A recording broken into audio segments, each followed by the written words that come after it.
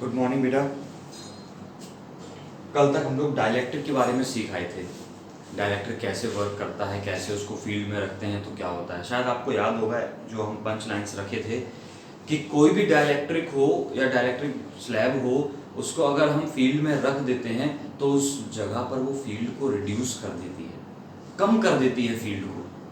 तो आज हम थोड़ा सा आगे पढ़ने जा रहे हैं। क्या पढ़ने जा रहे हैं कि डाइलेक्ट्रिक का इफेक्ट क्या पड़ेगा कैपेसिटेंस पर, कैपेसिटेंस में क्या चेंजेस आएंगे अगर हम डाइलेक्ट्रिक प्लेस कर दें तो पहला दो केस करेंगे हम लोग। पहला केस हमारा ये है, और ऑब्वियसली हम क्या कर रहे हैं, पैरेलल प्लेट कैपेसिटर के लिए करने जा रहे हैं, वही हमारे सिलेबस में भी है। तो dielectric is completely filled between the plates, यानी कि क्या कहा गया है कि एक पैरेलल प्लेट कैपेसिटर है, ये रहा,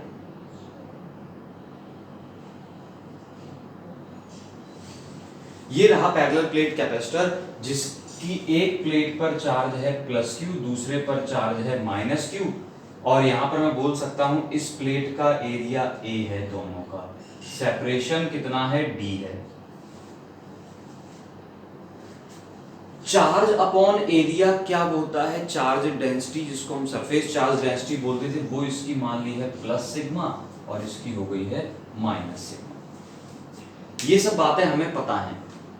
आपको शायद ये भी याद होगा कि इन दोनों प्लेट्स के बीच में एक फील्ड होता था, सिग्मा अपॉन एप्सिलॉन नॉट। तो मान लिया वो फील्ड यहां पर है कुछ, और वो फील्ड मैंने मान लिया कितना है, ई नॉट है।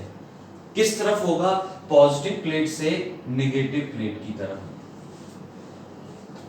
ये बात आपको पता चल रही है मैं क्या कह रहा हूं, याद है हमें पुरानी बातें हैं। पॉजिटिव प्लेट से नेगेटिव की तरफ फील्ड होगा, कितना होगा, ई नॉट। ये ओरिजिनल फील्ड है जो अभी प्लेट्स के बीच में है।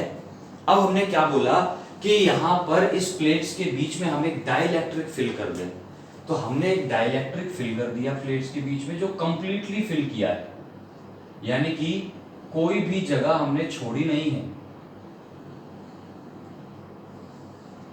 और ये रहा एक डाइलेक्ट्रिक फील्ड। इस डाइलेक्ट्रिक का जो डाइलेक्ट्रिक कांस्टेंट है वो कितना है, के है। सिचुएशन समझ गए होंगे कि डाइलेक्ट्रिक कांस्टेंट कितना है, के है। अच्छा, एक और बात आपको बता दें, शायद आपको ऐसे डायग्राम में ना समझ में आती हो, ये प्लेट्स का कुछ एरिया होता है ऐसा। तो जो डाइलेक्ट्रिक भी फिल किया है हमने, वो पूरा फिल किया है। केवल आपको बाहर से देखने पर ऐसा लग रहा है ये एक रेक्टेंगल रखा है, रेक्टेंगल नहीं है, ये पूरा का पूरा क्यूबॉइड है, एक पूरे में सॉलिड तरीके से फिल किया गया है, पूरा सब कुछ कंप्लीटली। चलिए अब बात कर रहे हैं, हमें निकालनी है इसकी कैपेसिटेंस। तो कैपेसिटेंस का तरीका वही है जो हम पहले जानते हैं। सबसे पहले क्या करेंगे, C is equals to Q upon delta V। ये हमारी इक्वेशन 1 रहा करती थी।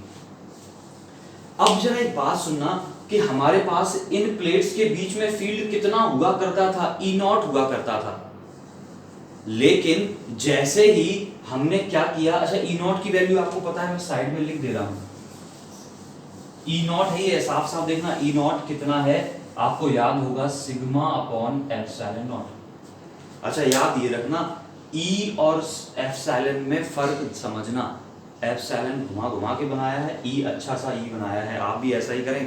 बच्चे बहुत सी गलती करते हैं, ये दोनों एक जैसे बना देते हैं, फिर स्क्वायर करते घूमते हैं।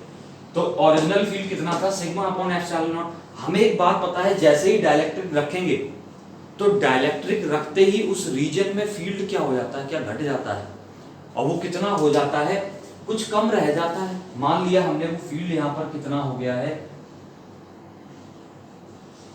E। अब इन प्लेट्स के बीच में फील्ड कितना है, E है, क्योंकि डाइलेक्ट्रिक है तो उसने फील्ड, प्लेट्स के बीच में फील्ड को क्या कर दिया है, रिड्यूस कर दिया है। हमने इसके बाद सीखा था अपन को डेल्टा V निकालना होता है। तो डेल्टा V निकालने के लिए आपने सीखा भी था, पंच लाइन बनी थी कि डेल्टा V क्या होता है, जिस दो जगहों के बीच का पोटेंशियल डिफरेंस निकालते थे उनके बीच का फील्ड इनटू सेपरेशन। याद है पंच लाइन थी, delta V is equals to field into separation, golden box में बंद किए थे, that was field into separation. अब फील्ड की वैल्यू हमें पता करनी है, बेसिक बात तो मुद्दे की यही आ गई ना, अगर फील्ड पता है तो काम बन जाएगा। और फील्ड पता है तो फील्ड पता होने के लिए हमें के दिया है, शायद आपको याद होगा, इधर ही लिख देता हूं साइड में कहीं पर, के की डेफिनेशन हमने पढ़ी थी, क्या पढ़ी थी? Original field upon reduced value of field, E not upon E. तो ई की वैल्यू यहां से कितनी आती है, जरा देख लेना, ई की वैल्यू कितनी आ जाएगी, ई नॉट अपॉन के।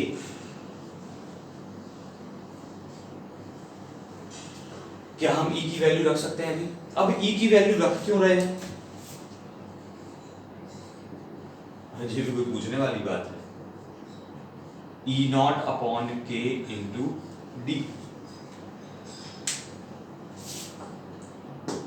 ई नॉट है फील्ड ओरिजिनल, ओरिजिनल फील्ड मुझे पता है कहां रहा, ये रहा सिग्मा अपॉन एप्सिलॉन नॉट। क्या रख सकते हैं इसको?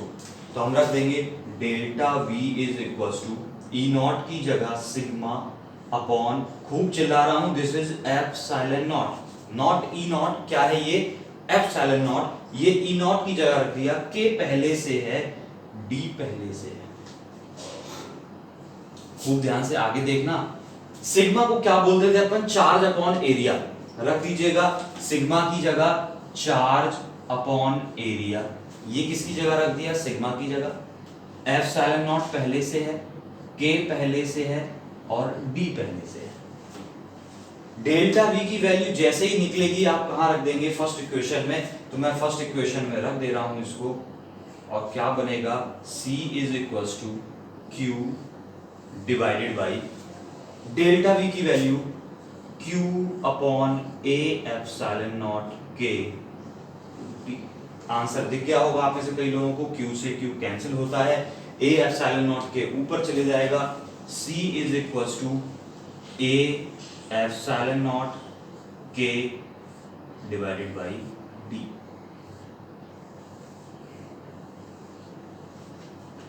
खूब पहचानना ध्यान से, ये आपका रिजल्ट आ गया, फाइनल रिजल्ट। अब इसको ऐसा कर लो, देख लो, अच्छा लग रहा है, और ना देख लो तो हम इसको पहचानते हैं, इस वाले टर्म को A epsilon not upon D. इसको हम क्या पहचानते हैं?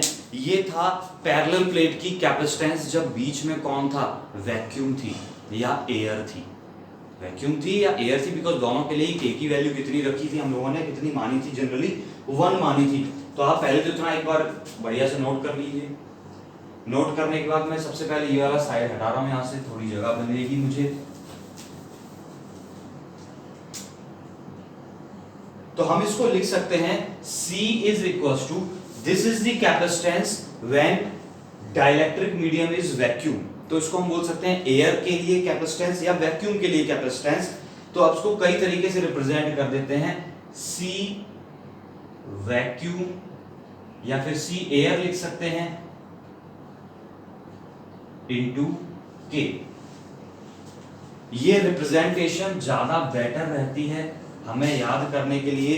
यानी कि क्या कहा, अगर किसी की कैपेसिटेंस वैक्यूम के केस में या एयर के केस में हमें पता है 5 माइक्रोफैरड है, उसमें डाइलेक्ट्रिक फिल कर दिया तो कैपेसिटेंस कितनी हो जाएगी? आप सीधा कह देंगे जितना डाइलेक्ट्रिक कांस्टेंट है उतने टाइम्स मल्टीप्लाई कर दो। फॉर एग्जांपल, पहली बात समझ गए, यहां पर कई जगह पर इसको C नॉट से कर देते तो याद रखना पड़ेगा C नॉट इंटू के, जैसे आप कर पाए। तो अब मैंने बोला, एक क्वेश्चन समझिएगा, एक कैपेसिटर है, नोट तो कर ही लिए आप। मान लिया एक कैपेसिटर है, उसकी कैपेसिटेंस अभी दी गई है 10 माइक्रोफैरड। आपसे पूछ रहा हूं बहुत जल्दी से, अभी 10 माइक्रोफैरड है, जब बीच में क्या है? एयर है। इसी में हमने अब एयर हटाकर एक डाइलेक्ट्रिक फिल कर दिया जिसका कांस्टेंट कितना है? 5 है। तो अब कैपेसिटेंस कितनी हो जाएगी? आपको सिर्फ क्या करना है, जो एयर के केस में थी उसमें डाइलेक्ट्रिक कांस्टेंट का मल्टीप्लाई कर देना है। क्या 5 का मल्टीप्लाई कर देंगे तो इट विल बिकम 50 माइक्रोफैरड। कुछ समझ लगी बात? कुछ समझ लग गई है बात कि क्या हो गया? तो पंचलाइन क्या बन गई? डाइलेक्ट्रिक फिल करने से कैपेसिटेंस पर क्या फर्क पड़ा? कैपेसिटेंस बढ़ गई। कैपेसिटेंस कैसी हो गई? बढ़ गई। तो तो हमें याद रखना है, क्वेश्चन 1 नंबर के ऑब्जेक्टिव में भी आ सकता है कि डाइलेक्ट्रिक फिल करने पर कैपेसिटेंस पर क्या फर्क पड़ता है, इट इंक्रीजेस, कैपेसिटेंस इंक्रीज करती है। आई थिंक इतनी बात आप समझ गए हैं। अगर ये 50 का होता, 5 का फिल करते तो 250 माइक्रोफैरड हो जाती। हटा दूं इतना।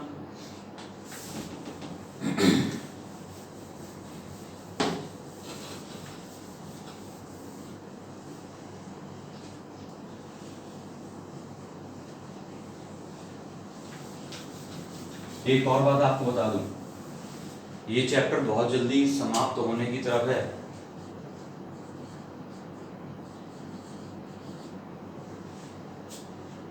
ये चैप्टर जल्दी जल्दी खत्म हो रहा है और अगला चैप्टर, थर्ड चैप्टर तब शुरू होगा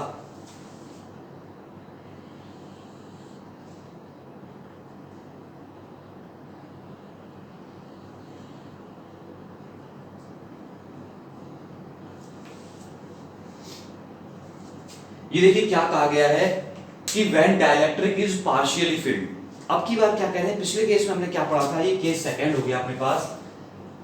पिछली बार क्या पढ़ा था हमने कि जब डाइलेक्ट्रिक कंप्लीटली फिल्ड था, इस बार पार्शियली फिल्ड है। पार्शियली फिल्ड मतलब कुछ डिस्टेंस, कुछ सेपरेशन पे फिल्ड है। ये कहानी वही है, charge plus Q minus Q, separation overall कितना है, डी है। तो एरिया ए है दोनों का।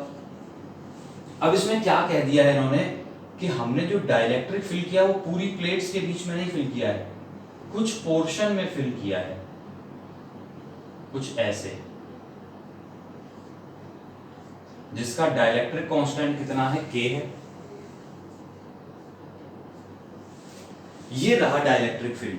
तो ये जो थिकनेस है डाइलेक्ट्रिक शीट की, वो थिकनेस कितनी है, टी है।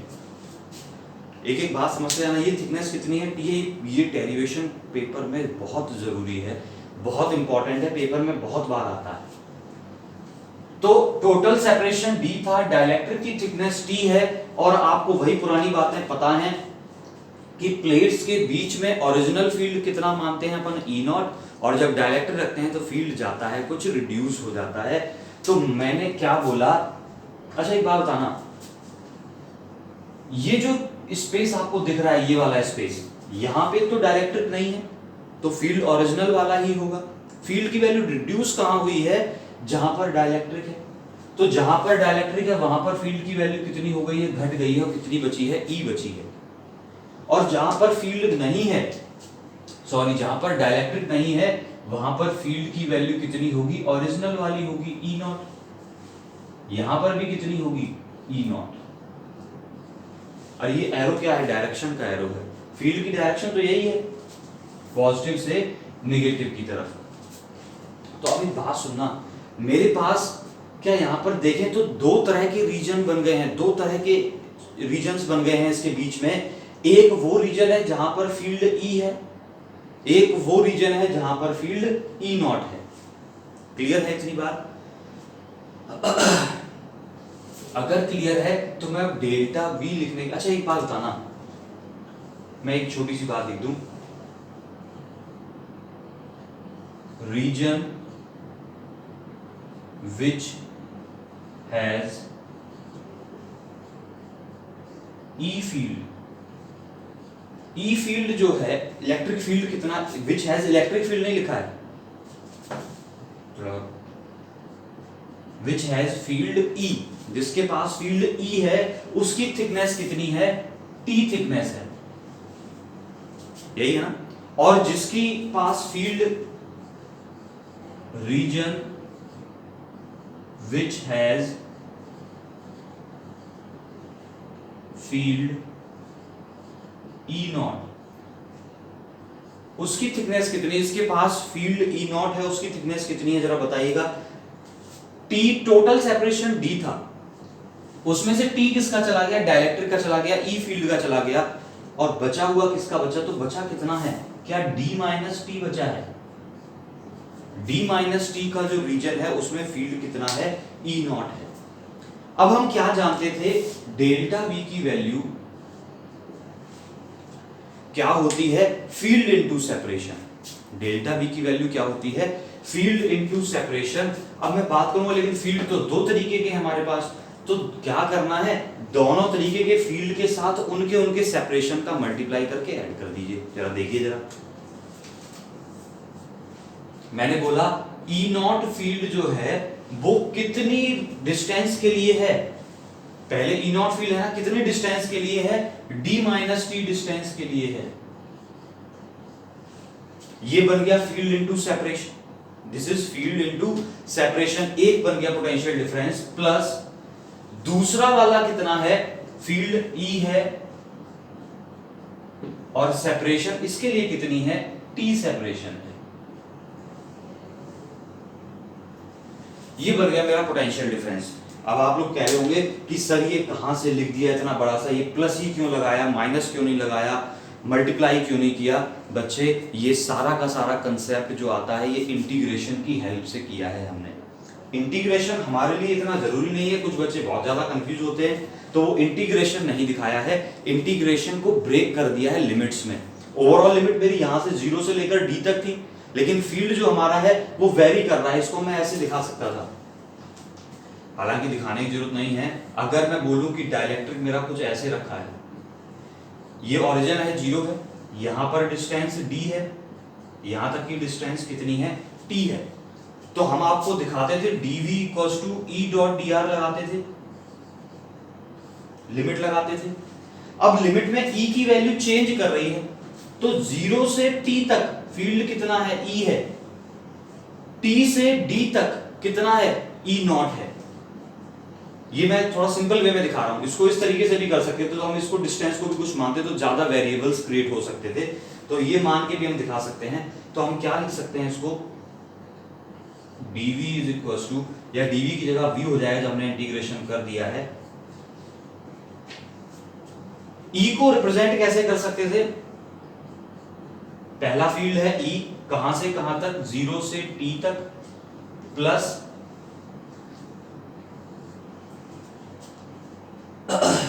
दूसरी बार फील्ड कितना है, E नॉट, कहां से कहां तक, T से D तक, T से D तक, dr साथ में लगा है। अब इसको जब इंटीग्रेशन से सॉल्व करेंगे, आपको शायद दिख रहा होगा, इंटीग्रेशन से सॉल्व करेंगे तो लिमिट रखेंगे, ये हो जाएगी, फील्ड है E, लिमिट रखेंगे तो t माइनस जीरो, यानी कि E इंटू टी, दिख रहा होगा E into T, plus E not, limit रखेंगे तो d minus T, E not d minus T, दिख गया है। अब आप कहेंगे सर ये माइनस लगा है, माइनस कहां जाएगा, ये v निकलेगा, तो हम जब लिमिट रखेंगे तो लो माइनस हाई आएगा, तो ये नेगेटिव है, नेगेटिव से नेगेटिव कैंसिल होगा। हालांकि ये मैं इतना बताना नहीं चाह रहा था आपको अभी कंफ्यूज करने के लिए, बट ये वाला टर्म आपको एक छोटा सा हिंट दे दिया है, कहां से आया है, इंटीग्रेशन से आया है। आप देख सकते हैं, जो मैथ वाले हैं वो देख सकते हैं और घर जाके इसको सॉल्व भी कर सकते हैं, जो नहीं है मैथ वाले उनके लिए बहुत अच्छा तरीका मैंने बताया था। क्या करना है, बस फील्ड इनटू सेपरेशन करना होता है, और फील्ड इनटू सेपरेशन हमने कर लिया है। ई नॉट फील्ड है, सेपरेशन d माइनस टी है, ई फील्ड है, सेपरेशन कितनी है, t है। आगे इसको सॉल्व करते हैं। देखना, एक बात सुनना मेरी, हमें वैल्यू तो सिर्फ ई नॉट की ही पता है ना, ई की तो पता ही नहीं है, ई की तो अभी पिछली बार भी देखी थी, नहीं पता थी, क्या निकल के आई थी ई की वैल्यू, ई नॉट अपॉन के निकल के आई थी, कहां से, पता ही होगा। तो हम रख रहे हैं ई नॉट, ये रहा, d माइनस टी प्लस, ध्यान देना इस e की वैल्यू ई नॉट अपॉन के इंटू टी।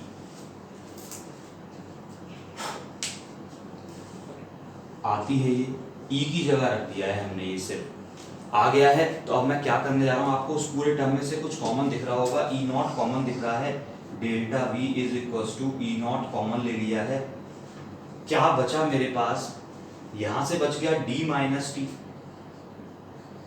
यहां से क्या बच गया, प्लस का t अपॉन के।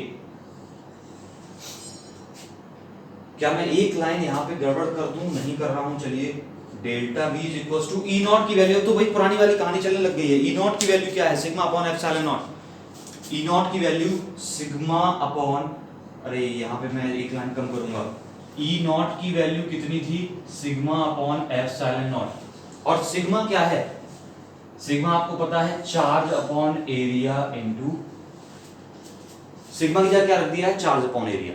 तो ई नॉट की वैल्यू डायरेक्टली कितनी रख रहा हूं मैं, Q upon A epsilon not, Q upon A epsilon not. बहुत ध्यान से अंतर बनाइएगा ई नॉट और एप्सिलॉन नॉट में, नहीं तो एग्जाम से ठीक पहले आपको याद आती है हमारी और पूछते हैं कि सर ये ई नॉट ऊपर था नीचे कैसे चल गया, और बहुत बच्चे पूछते हैं ये बात।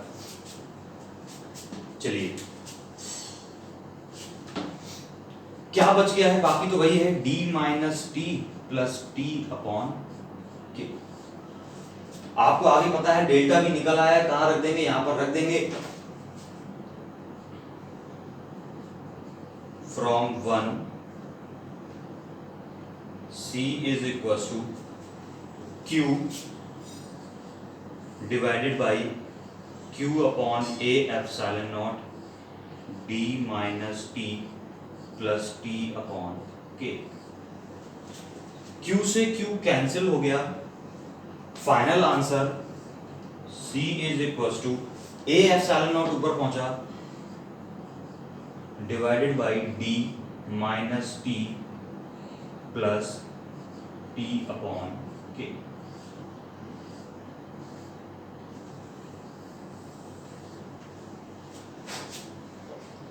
नोट कर लीजिएगा जल्दी से इसको।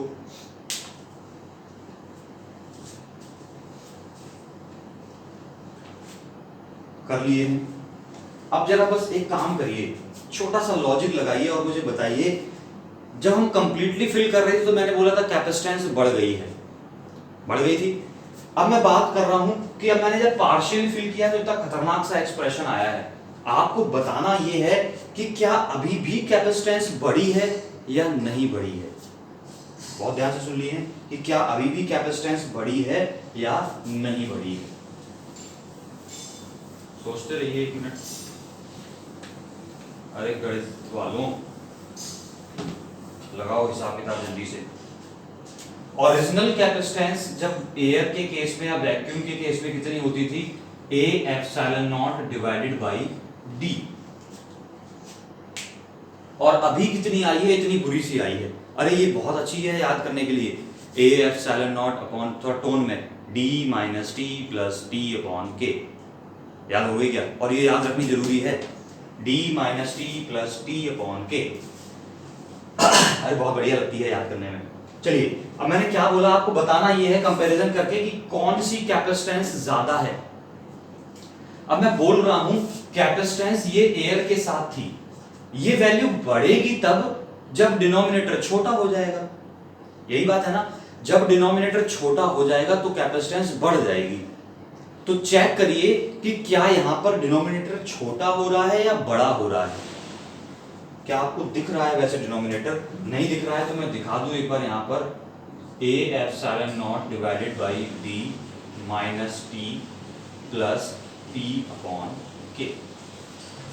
अब डिनोमिनेटर में पहले सिर्फ डी हुआ करता था, अब की बार डी तो है ही, अब डी में से कुछ सब्ट्रैक्ट हो गया टी, यानी कि डिनोमिनेटर छोटा हुआ, लेकिन साथ में कुछ ऐड भी हो गया।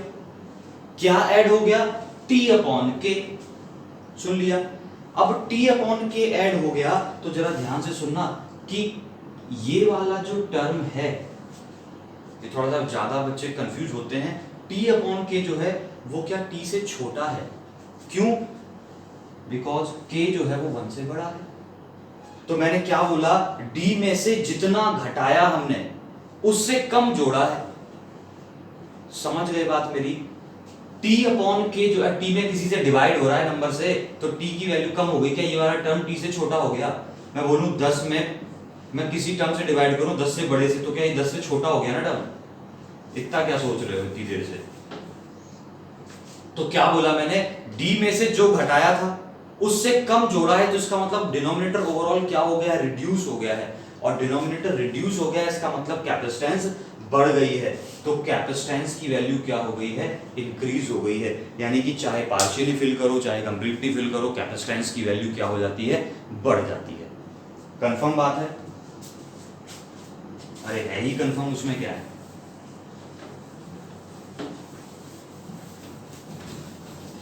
अब कई बार क्वेश्चन ऐसे आता है, ये भी बता दें, कई बार क्वेश्चन में थोड़ा सा चेंज आके आता है, क्या कहते हैं कि drive the expression for the capacitance of A parallel plate capacitor which is filled partially with A dielectric of dielectric constant K। यहां तक तो ठीक है, तो हमने पार्शियली वाला केस कर दिया। एंड हेंस, इसके आगे सुनना, and hence deduce the expression for the capacitance when there was no dielectric and when the dielectric was completely filled. तो इसी एक्सप्रेशन से वो बोलते हैं दो एक्सप्रेशन ड्राइव करने के लिए, कौन कौन से, पहले जब डाइलेक्ट्रिक बिल्कुल ना हो वो भी यहीं से ड्राइव करो, और दूसरा जब डाइलेक्ट्रिक कंप्लीट हो, कंप्लीटली फिल्ड हो, वो भी यहां से ड्राइव करो। तो मैं इसी से स्पेशल केस बना दे रहा हूं वो भी आपके लिए, ताकि एग्जाम में वो भी हो जाए। पहला, व्हेन नो डाइलेक्ट्रिक, जब डाइलेक्ट्रिक ना हो, तो इसी फॉर्मूले से कैसे करेंगे? अरे बड़ा आसान है, जब डाइलेक्ट्रिक नहीं है, इसका मतलब ये जो टी वाली कहानी है ये है ही नहीं। मेरी बात सुन रहे हैं? जब डाइलेक्ट्रिक नहीं है तो ये जो टी वाली कहानी है ये क्या खत्म हो गई? टी की वैल्यू कितनी हो गई है? 0 हो गई। और टी की वैल्यू 0 हो गई, तो यहां पर रखिएगा टी की जगह 0, ये भी 0, ये भी 0, तो क्या A epsilon not upon D बचा? तो C की वैल्यू क्या बन गई? A epsilon naught divided by D minus 0। जब डाइलेक्ट्रिक नहीं है तो इसका मतलब T की वैल्यू कितनी है? 0 है। T टाइम नहीं है, T थिकनेस है, इतने गंवार भी मत बनना, प्लस 0। तो क्या बचा? A epsilon not upon D। खत्म कहानी। दूसरा केस कह रहे हैं when dielectric is completely filled,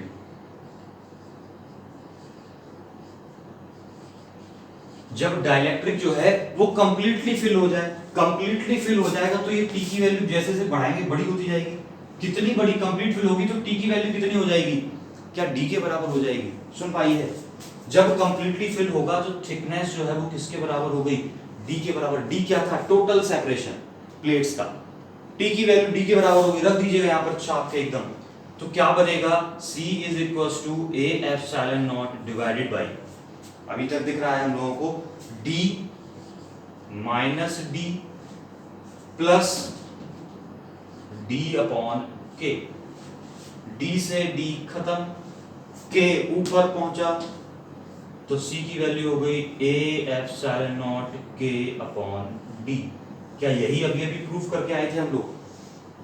अभी अभी यही प्रूफ किया था, यही प्रूफ किया था। तो आपके पास कहानी बड़ी आसान है, हमने पूरा क्वेश्चन कर लिया है। उम्मीद है आप सीख गए होंगे। अब कल से इसके न्यूमेरिकल चलेंगे, ठीक है? और ध्यान से करते रहिएगा। ऑल द बेस्ट आपकी पढ़ाई के लिए, खूब मन से पढ़िएगा। Okay, good bye.